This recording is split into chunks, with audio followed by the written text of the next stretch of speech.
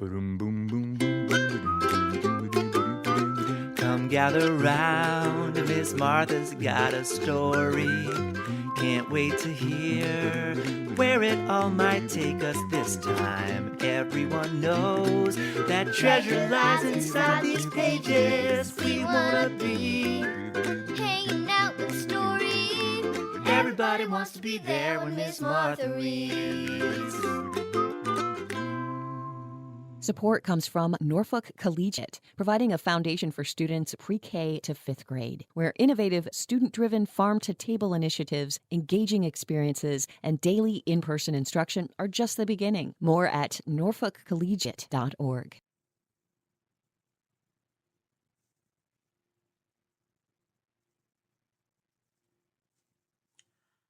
Oh, hello, friends. Welcome to Miss Martha Reed's Story Time. I want to thank you so much for joining me today as I share another awesome story. I'm so sorry I didn't see you because I was reading.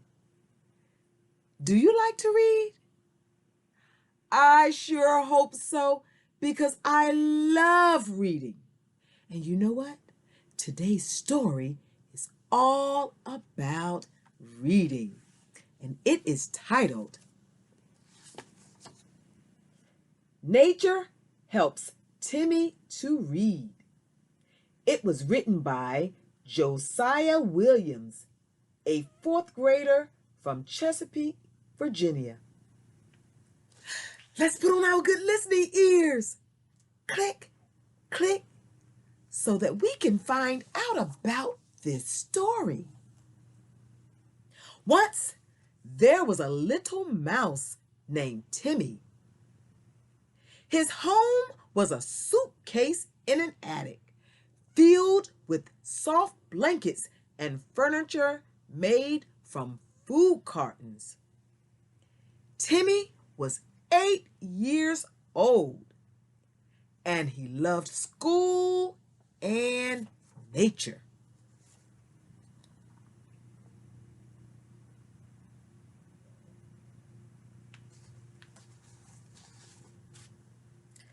Now, Timmy goes to Huckleberry School and is starting the 3rd grade. He's nervous because he loves to read, but doesn't read very well. His mice friends make fun of him, and it hurts his feelings.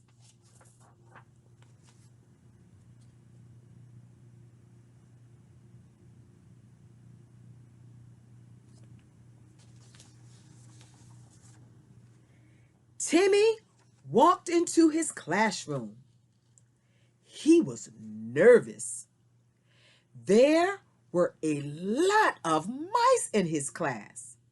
The teacher looked very pretty, and she said, "Hello, I am Miss Blueberry, your teacher. Today, we'll be reading a book. I will pass it around and everyone will take a turn reading out loud." Miss Blueberry took out the book and Timmy was anxious. Sydney, a mouse with a pink bow, started reading, and she was a great reader. Next came Jack. He was great too. Timmy was next.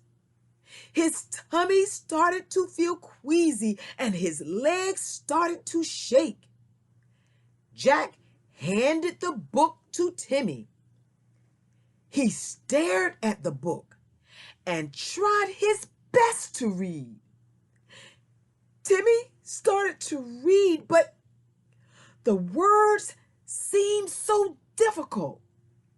His words came out cluttered, and some mice giggled. Timmy turned red and stared at the book, not wanting to look up.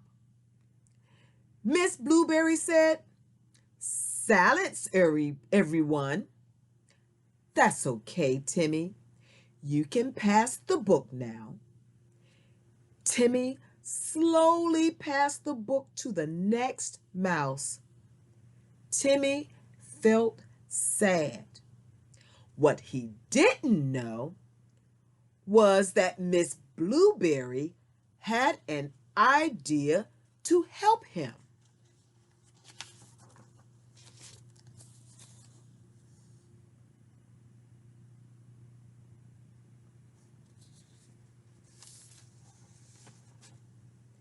Miss Blueberry knew how much Timmy loved nature. During recess, Miss Blueberry took him through the tube in the attic leading outside. See the big tree? Let's start there, Miss Blueberry said. Once outside, Timmy felt calm.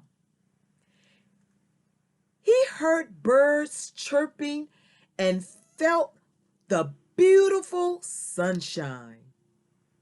He was happy. They walked to the tree. Miss Blueberry said, "Put your hand on the tree and let's slowly say the sound. Let's say the sound that we hear in the word tree. E. Timmy said slowly. Great. Now try the word sun. Miss Blueberry said, let's practice like this all recess.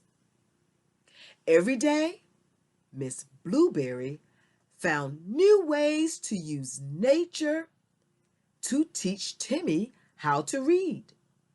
They used books about trees and animals and flowers. Timmy loved learning about nature and learning to read better.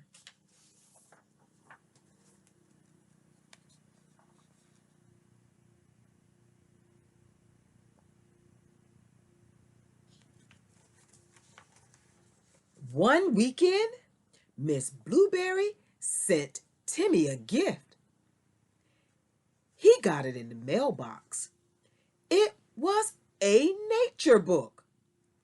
Timmy was so excited. And on the inside of the cover, Miss Blueberry had written a note that said, "Dear Timmy, remember, reading is nature. Never give up. Your teacher, Miss Blueberry." The book had all the things about nature that Timmy loved.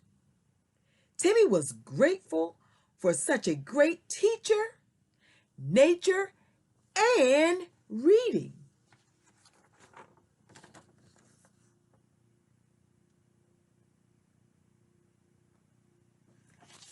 The end. Oh, I love it. I am always so excited to know about people who maybe wasn't good at something at first, but then they practiced and got better. I always say, if at first you don't succeed, try again. Now, Timmy couldn't read well, but with practice, he got better and better, and he practiced every day. Now, let's see what Timmy has to say about all this. Hi, Timmy. Hello. Hi, friends. How are you doing today? I just want you to know that if you practice your reading every single day to exercise your brain, you can be the best reader that you can be. Wow, Timmy, that's what I'm always saying to my friends out there. I say that to them every week. I couldn't have said that better myself. Thank you so much for that good advice. You're welcome. Well, goodbye, Timmy. And thanks again. I'm so glad that you are reading better. I am too. Goodbye. Wow. Well, friends, let's see. I challenge all of you to take some time every day to practice your reading. And I know that if you're a good reader, you will become a better reader. And if you're having a hard time, you will get better and better. Well, friends, that's all I have for you today. But before I go, you know I always have to remind you to practice, practice, practice your reading every single day to exercise your brain, because I want you to be the best reader that you can be. Take care and enjoy the rest of your day, and I hope that I'll see you the next time. Goodbye, friends. Goodbye. Goodbye. Support comes from Norfolk Collegiate, making your child's educational experience a great one through student-driven initiatives, unique spaces, and daily in-person instruction. More at norfolkcollegiate.org. It's the school with the hens.